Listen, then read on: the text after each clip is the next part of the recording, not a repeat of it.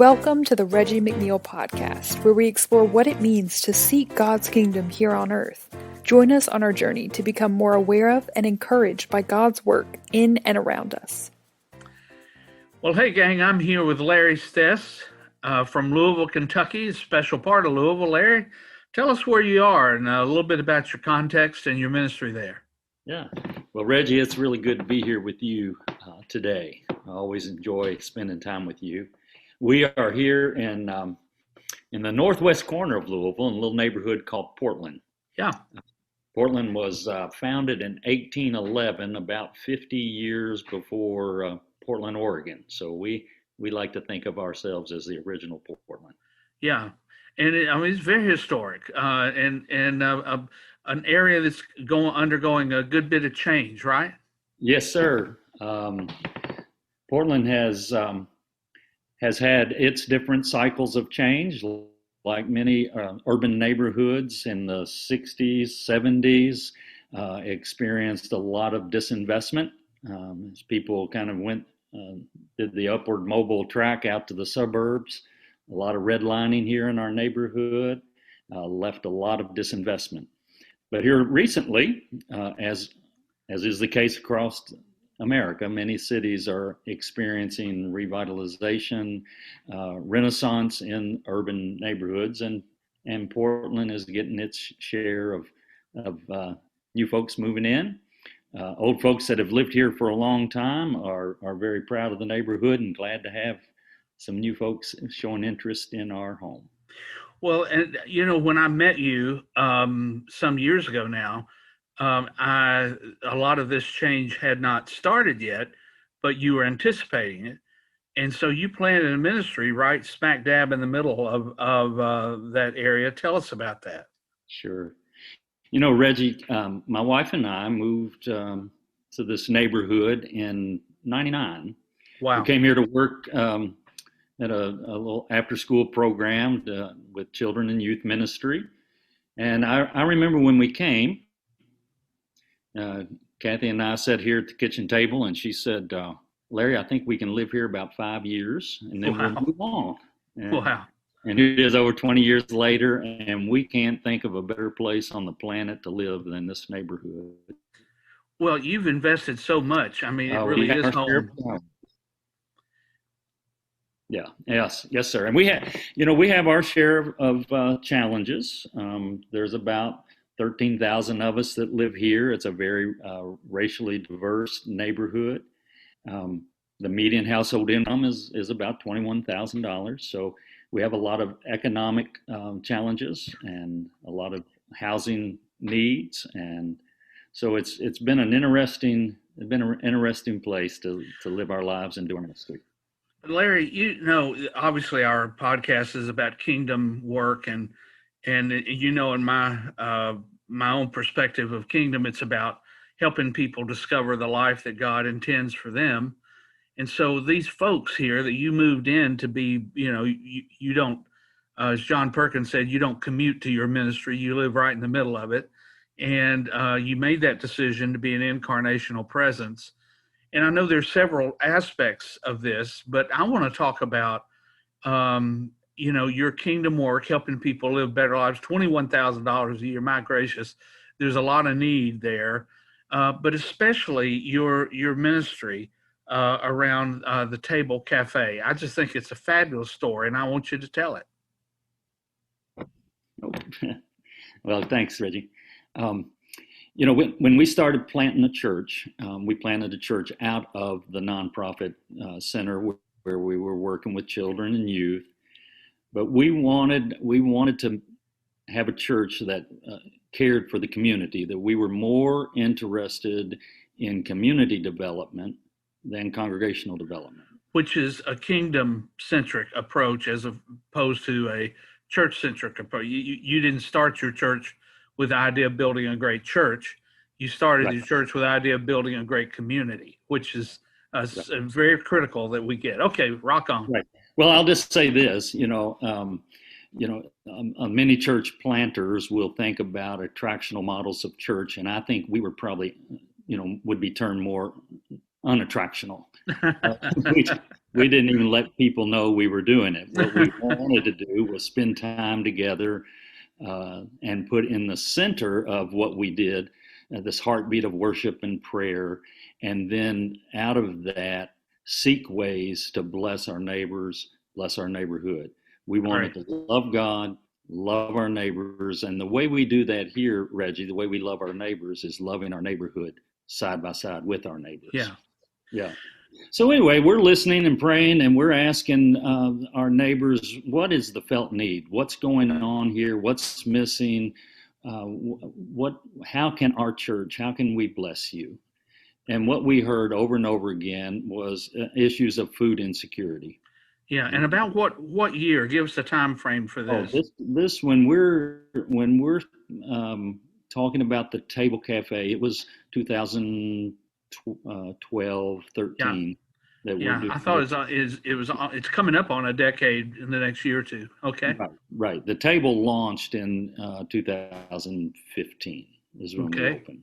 All we're right. doing this discernment process for a couple years, and folks are saying in the neighborhood, we want a place to have something good to eat. We want some good food. You know, we have enough options to get potato chips and Big Red.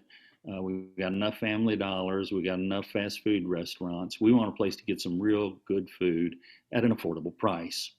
And so what we did, we knew that our neighborhood didn't need another soup kitchen. Right. It didn't need another food pantry. We needed a nice restaurant. And we worked for a couple of years trying to figure out how to do that. How do we do that? And we finally came up with this model of a pay what you can community cafe. Now, did you run into that someplace else in the country? I mean, how did you land there? Well, I tell you what, I think his name's Bon Jovi, has a little one of these pay what you can cafes up in New Jersey. My wife Kathy saw a video on that and said we can do that. Yeah. And our team got to looking at that and said, yeah, we can do it. And Bon Jovi's a regular listener of the podcast, so I wanted to make sure that we got that in. So all right, so tell us, how does that work? I mean, pay as you can, what you can. Tell us about it. Well, there's a couple of things. We wanted to make sure everyone had a seat at our table. Okay. And that is our motto. It doesn't matter who you are, how much you have, how little you have, where you live, what part of the city you live in, whether you have a seat here at the table. We also wanted the table to be, a lot of food pantries and soup kitchens will address a chronic need with a crisis solution. And this solution is more of one that affirms people's dignity and says everybody has something to give. Yeah, it's not a one and done. It's not a drive-by, food shooting or whatever. It's an ongoing. It's designed to be sustainable. So exactly. And it affirms the dignity of folks that honors that you have something of value to bring to the table. Well, let's talk about that. So how does it affirm that dignity? I mean, what specific things do you do to make sure of that? Okay, well, here's what happens. If you come and you're a person presenting with need, you come in and we invite you in, and you can pay for a meal off of our menu. If you have half the price, you can pay half the price. If you don't have any money and you want to offer some time of service, then sign you up, and we let you read sign off on the permission slip, the waiver that says you're going to treat people nice, you're going to smile and wash your hands, and you're not going to sue us. Yeah. And then we give you a T-shirt, and all of a sudden you're part of the team. Cool. Just a few moments ago, you were a person with a problem, with a need, and now you're part of the solution. You're helping us address food insecurity in the city of Louisville. So how many over the years now do you keep track of, how many of these folks are volunteers, or do you have a sense of that? Like on a typical week, what percentage, gets a new T-shirt because they moved into that category? Yeah. Reggie, pre-COVID, we were serving about 125 people a day. And about 30% of those folks are people who were there to volunteer their time and to receive a meal. We call them mission meals. Yeah. Here's one thing that we wanted, Reggie. When you think about church and you think about kingdom-centric church versus church-centric, we didn't want to have a church that had a cafe. We wanted to be a cafe where church happens. There you go. And that's what we experienced, where, a church model would have a potluck dinner maybe once a quarter for all the church people. Right. The Table Café is a church that's offering a meal every day. We're having lunch every day, and we're inviting the whole city to come and eat with us. Well, now let's just say part of the city wants to eat with you because you have great food. By the way, you've been reviewed by the foodies there in Louisville, and I want to say you've always gotten great reviews. In fact, you were on the Diners Food Network program, weren't you? Right. Diners, drive-ins, and dives. Yeah, with Guy, and and I mean, your food's fabulous. I've eaten it. I mean, I wish I'd had it today instead of what I did. But anyway, let's don't talk about that. So you're let's just say though you want to go there for a good meal, I can pay for it. What are my options? Well, your option is to pay twice what we charge you. You can pay more. Yeah. And if you do that, then that helps us offsets our cost and operational cost. And then we can reduce the price of our meal so that others who have low income can come in and afford the meal and pay with money. Right. So it's not, is it individually you keep trying, or you're just, as people pay more, it just goes into general operating and helps you keep the cost down? That's exactly right. Because that would be very difficult. Say, how many free meals do y'all have today? I want one of them. That's not exactly, again, that puts people in an undignified way. So I like what you're doing. How many volunteers does it take to operate this thing? Well, I'll tell you what, everybody except 4. We have 4 paid staff positions, and everybody else that you see when you come to the table is either volunteering because they love our mission, they want to be a part, or they're there because they're hungry.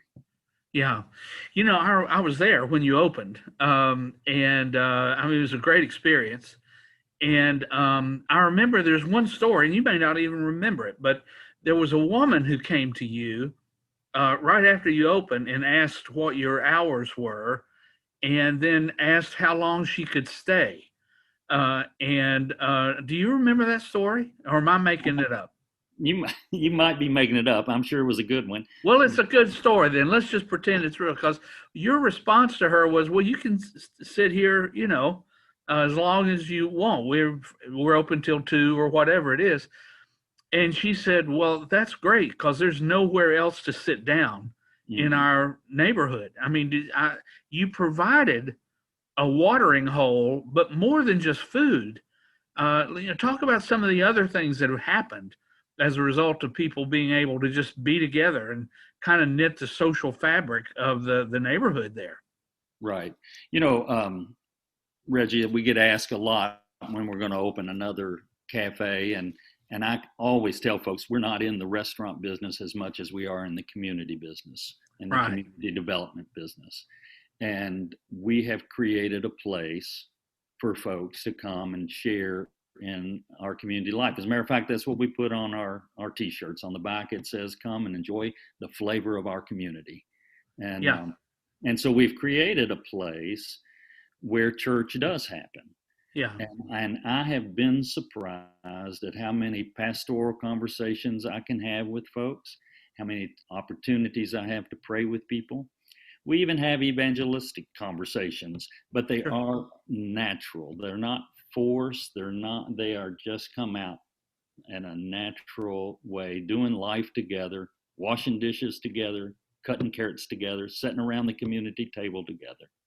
It's so interesting, because I've said for years, and you're proving the point, that, in congregations that are,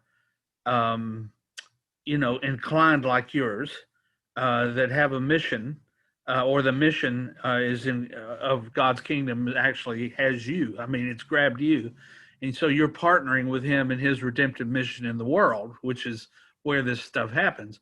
And I've said for years, I mean, the old evangelism model. I mean, I've confrontational or informational. I mean, I grew up in a tradition where, basically we just accosted people. I mean, you're going to go to hell and fry like sausage, right? I mean, would you?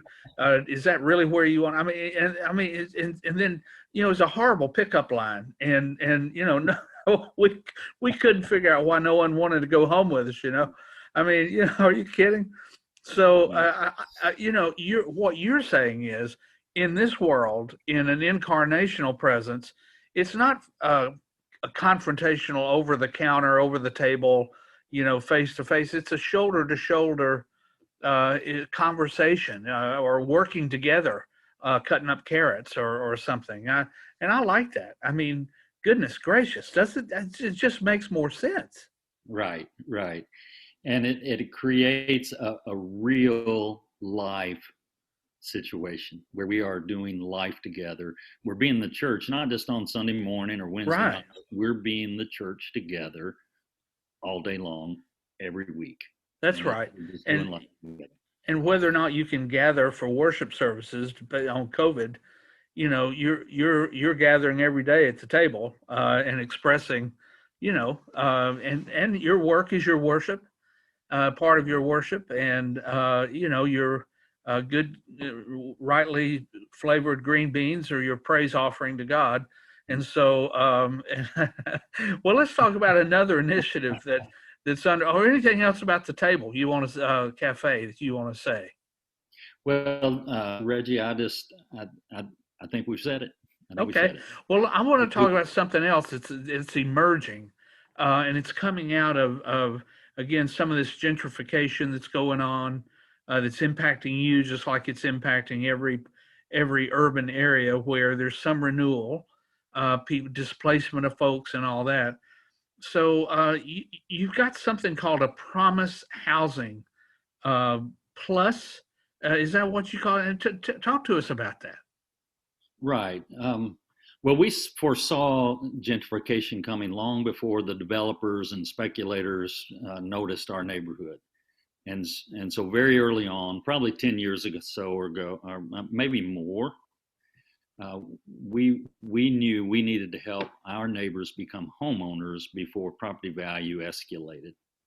And so we partnered with Habitat for a while, and we sponsored some homes, but we decided we wanted to be developers ourselves. And so we have started this organization. It's a nonprofit construction company called Promise Housing Plus.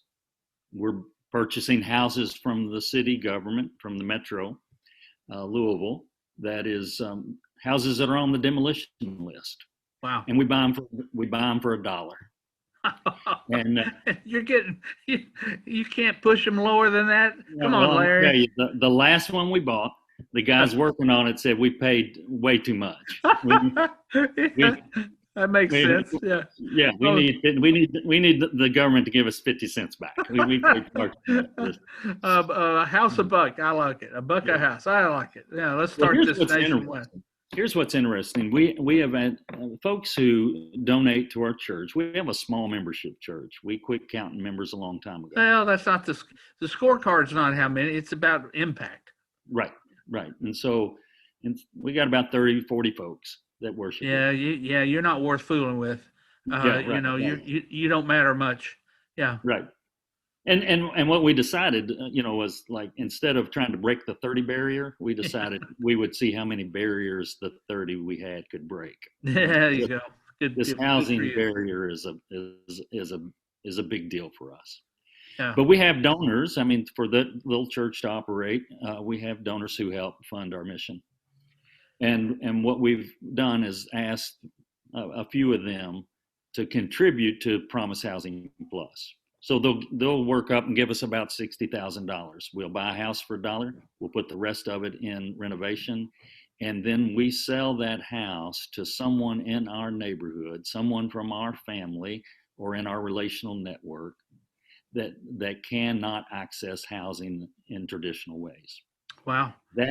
that mortgage is held by the church, and so it helps fund. We get an income stream over an extended period of time. Yeah. So the donors get a triple win. The city gets our neighborhood gets one of these houses that was slated for demolition. It's renovated. A historical house is renewed.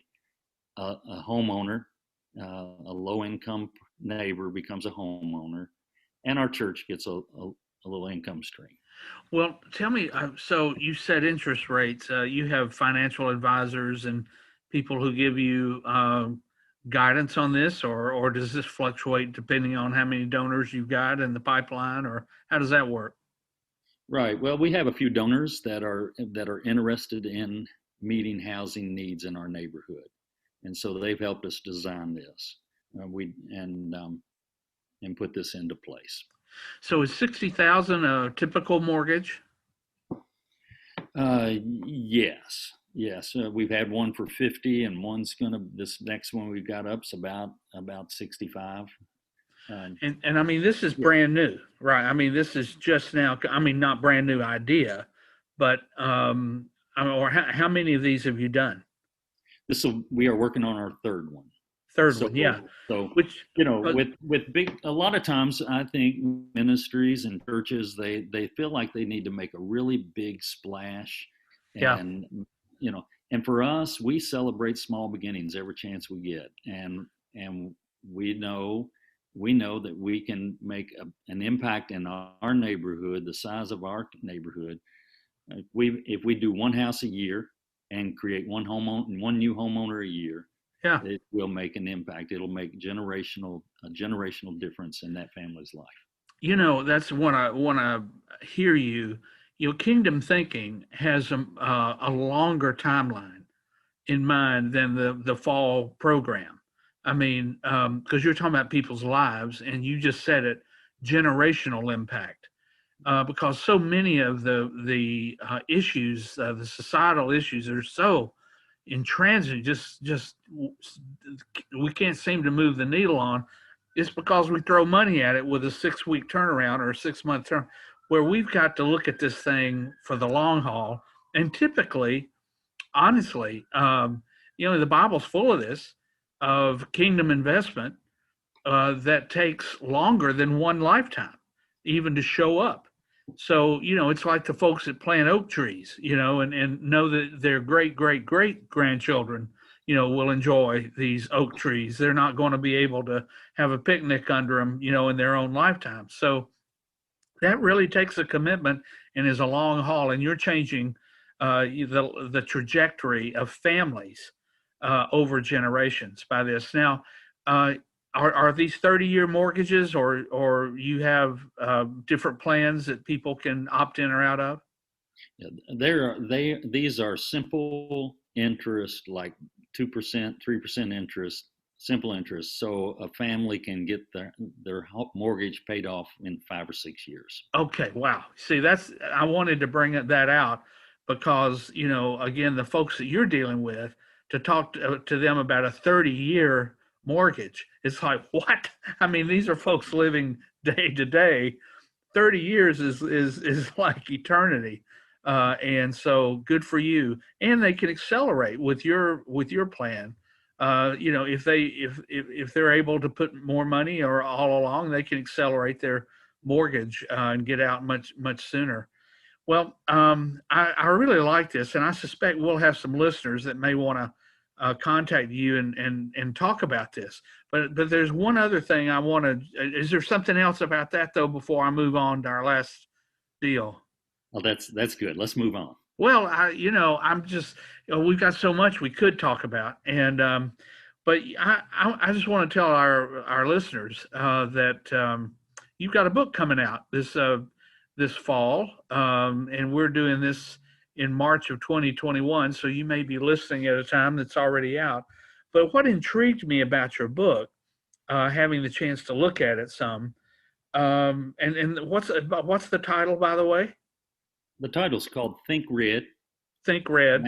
Imagine your community living and loving like Jesus. Yeah, it's based on the whole idea of, let's look at the red letters. in our Bibles, just the stuff that Jesus said.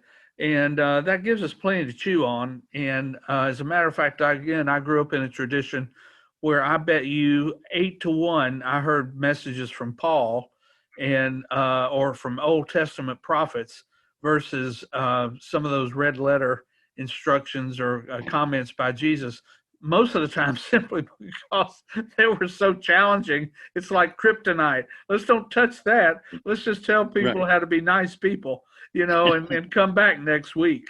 Please, we need your money here. But don't mess up too bad. But then you get into this red letter stuff and hate father and mother and love your neighbors yourself and all this kind of stuff. Wait a minute, that can't really be. Yeah. So what I liked about your book, what I do like about it, is it forces us or challenges, invites us to engage with those red letters, but you're living it, so you back it up, and I think that's what makes it such a powerful message. And well, we are just about out of time here, and so Larry, how do people get in touch with you if they want to find out more about opening a cafe in their own world? Or if they want to make a donation of 14 houses, that you can work on over the next 14 years, how can people reach you? Well, first off, if you're traveling through Louisville, make sure you pull over and eat at the Table Café. I promise you that would be the best place you can get it's a great meal. It is a great meal. Yeah. Another place is to look me up on, I have a website for the book. And so you could just go to thinkredtogether.org. Okay, thinkredtogether.org, and you'll come up with Larry Stoess. And I know if you look at the printed version or intro to this podcast, you'll have his name, Stoess, in Portland, a community, fabulously changing, promising community in Louisville, Kentucky. And Larry leading the charge to be the promise there, the hope, the kingdom. Hey, man, thanks for spending the time with us. Reggie, it's always good to be with you. Yeah, you're doing the heavy lifting, bro. Good work. Way to go. Thanks. Thank you.